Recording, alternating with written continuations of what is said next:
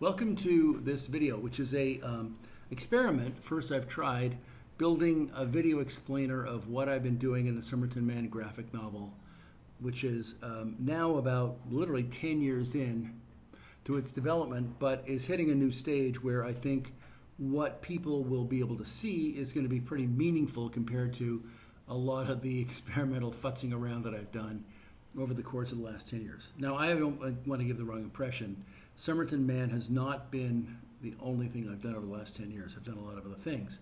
One of the things I've done has been living in Southeast Asia, doing a variety of things, a lot of them related to technology. And what that has forced me to do is look at completely digital workflows from concept through to finished page, and in fact beyond, because we have some ideas about how we could create a kind of a new type of presentation around Somerton Man, which is sort of a hybrid of drawn and written text on the medium of the iPad.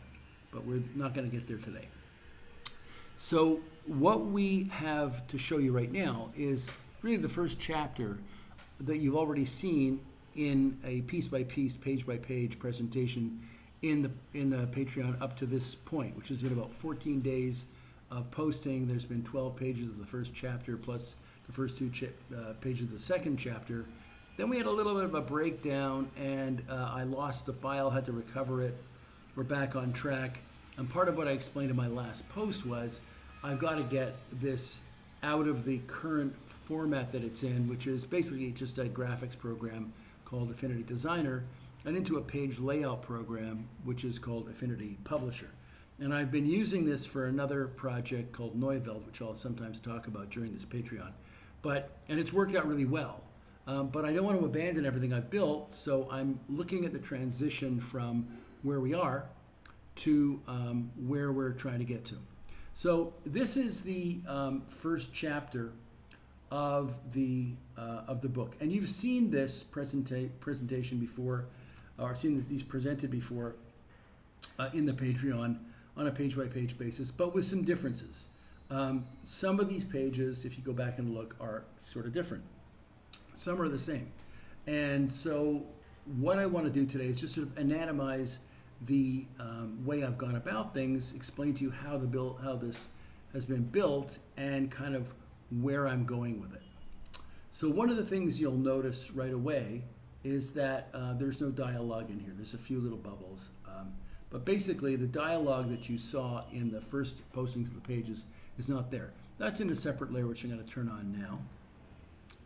And in fact, this is the master speech layer, and it's part of the way I worked on Somerton Man to begin with. What I started off doing was taking all the text from the script that I wrote, and I'll spend some time talking about the script in another episode.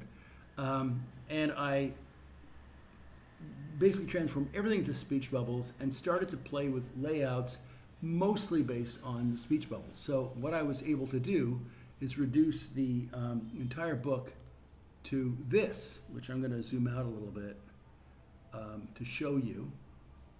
And you can see that I haven't done this throughout the entire book, but for the first 3 chapters, which is what the Patreon is mostly focused on for the first little while, I have actually taken all of the dialogue and reduced it to a series of bubbles and placed it on hypothetical pages, which I've hidden so you can sort of see how the beginning of the thinking process worked.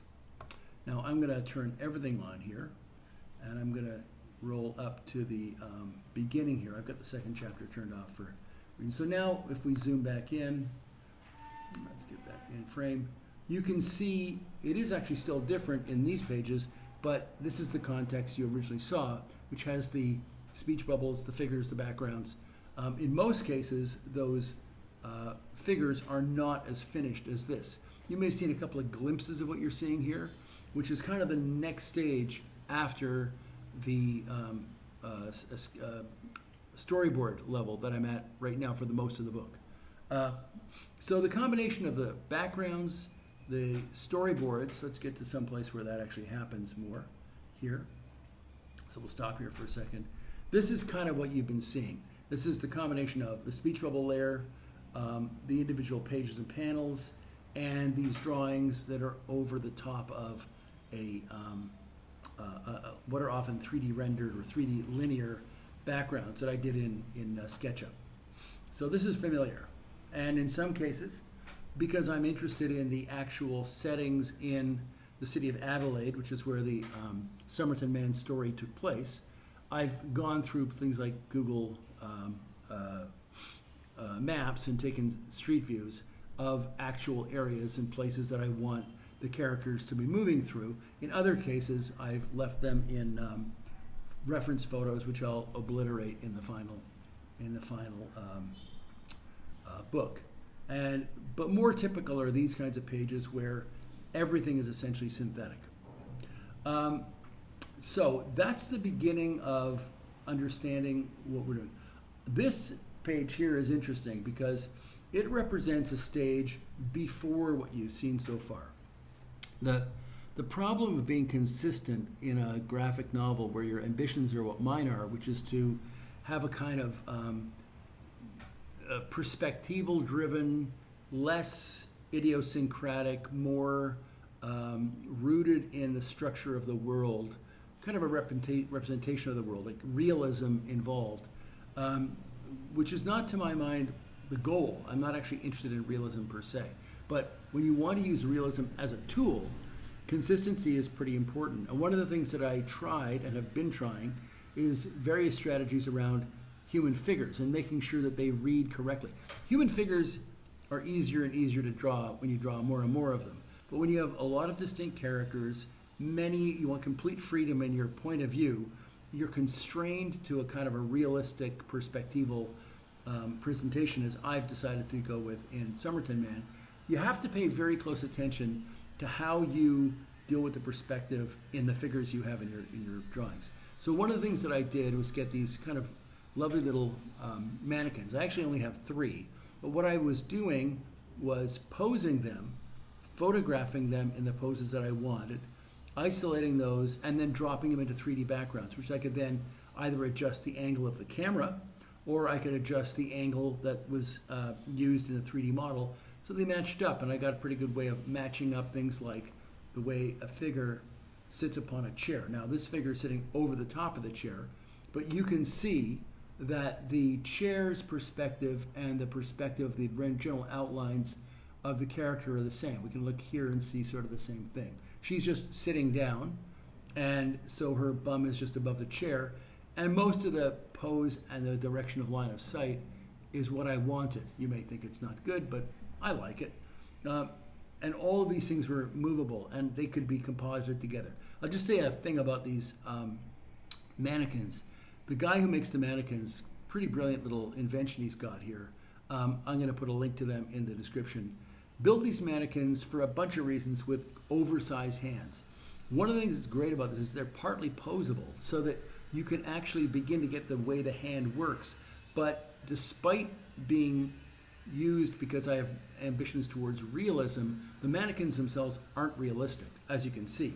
They're very kind of mechanistic, robotic looking, but those pieces allow them to be posed with incredible flexibility to match the real range of motion of the human body, which is fantastic. Now, and since I'm going to be redrawing everything anyway, having the hands oversized allows me to partly pose the hands and use that as a reference. The hands will be drawn smaller, and so they need to draw. So we tour around here, you can see that I was able to fill the room with a series of individual characters with their cell phones out, sitting at tables, carrying trays, bringing food over to the girls that are sitting at the table there, chatting with someone else at a table. Not a lot of attention has been spent, for example, in making sure that this table here passes in front of this character here while this character. It's very simple because it's just reference to get the sense of it right. So let's move out a bit. So this is one of the stages that we've already gone through to get to where we are here. Now, these mannequins weren't used in every case. In some cases, many cases, I simply drew the figures. And that takes a certain amount of working out. I've been working, as I said, on another project called Neuwelt, which I'm going to talk about, which is actually going to include a link to that online too. But basically, Neuwelt has been approached as an exercise in everything is drawn from scratch. There's no 3D models, there's no mannequins, there's no photography. And I found strategies and techniques for drawing using a program that contributes greatly to what I'm doing here called Concepts, that allows me to get a lot of what I'm getting out here. But this is very fast, and it's very efficient, and it's very easy to redo and to reuse. And so I'm not in a place where I have these mannequins available right now. But as I get back into Somerton Man, I may try to obtain these again. And the other thing that I'm trying to do is to see if the techniques I worked at in Neuvelt can work in here as well as they did there. We'll see.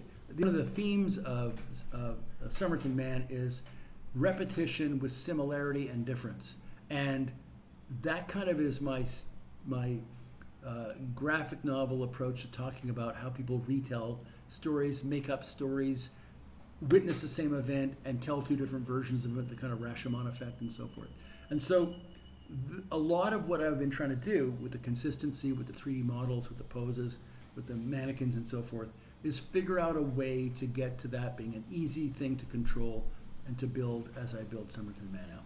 That's our wrap up. I mean, this is a first introduction, and for me too, because I'm just figuring out how I want to use the medium of video to talk to you about what I'm trying to do.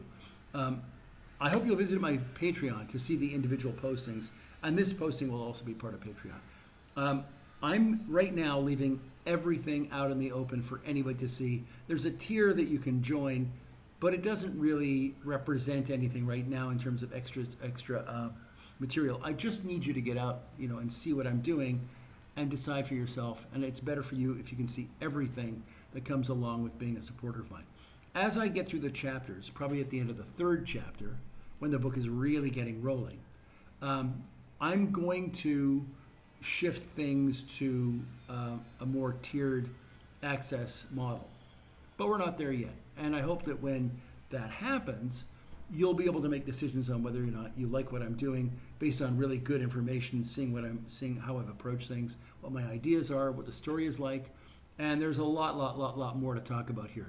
We've got stuff I can talk about in terms of individual pages and photo references and locations in Adelaide and what the actual story of Somerton Man, actual story actually is. But for now, I'm going to leave it as this is my first shot. I'm going to see what it comes out to in the edit. Hope it was sort of entertaining for you, keeping me on my toes, having to think about things all the time. If you look at the very top of my screen here, you'll see it does say post to Patreon. That's what this is. So this is a lot harder to do than the day-to-day page postings, which is what I'm going to be focusing on mostly. But if this works out to be a good thing, and I'll put it up on YouTube so we can get some views there, I hope, then maybe this will turn out to be something that will grow from here. And this video format will be a way to both publicize what I'm doing and provide a layer of information and perspective on what I'm doing that will be of interest to you. Okay, thanks a lot. Signing off, I'm Dan Donaldson, creator of Somerton Man, the graphic novel.